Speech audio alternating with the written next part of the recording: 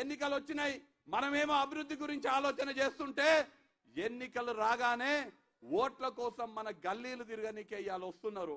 ఇవాళ మోపైన అందరూ కూడా ఇందాక సంపదన్న చెప్పిండు, టీఆర్ఎస్ పార్టీ ఖతమైపోయింది, టీఆర్ఎస్ గురించి మనం మాట్లాడాల్సిన అవసరం లేదు. బీజేపీ వాళ్ళు ఇవాళ పొడుగు మాటలు చెప్పుకుంటా మన ఊర్లలో తిరుగుతున్నారు. ఇవాళ చెప్తున్నారు నేను పుట్టింది నారాయణపేట, నేను పెరిగింది నారాయణపేట అని చెప్తున్నారు. అమ్మా దొరసాని, నువ్వు పుట్టింది పెరిగింది నారాయణపేట అయితే నారాయణపేటకి అదనంగా 1 రూపాయన తెచ్చినావంటే తప్పుడు చేస్తలేదు.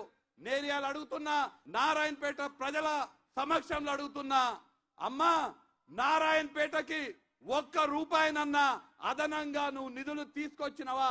ఏదన్నా 1 ప్రాజెక్టు తీసుకొచ్చినవా? ఏదైనా 1 పథకాన్ని తీసుకొచ్చినావని నేను ఇవాళ అడుగుతున్నా. ఇవాళ అంటది నాది నారాయణపేట, నారాయణపేట మొత్తం నేను చెప్పినట్టు వింటారని చెప్తున్నది ఆ దొరసాని. నేను ఇవాళ అడుగుతున్నా, నిజంగా నువ్వు నారాయణపేట బిడ్డవైతే నారాయణపేటకు వచ్చినటువంటి సైనిక్ స్కూలు ఇక్కడ నుంచి పోతుంటే నువ్వు ఎప్పుడన్నా మాట్లాడినవా అని నేను అడుగుతున్నా.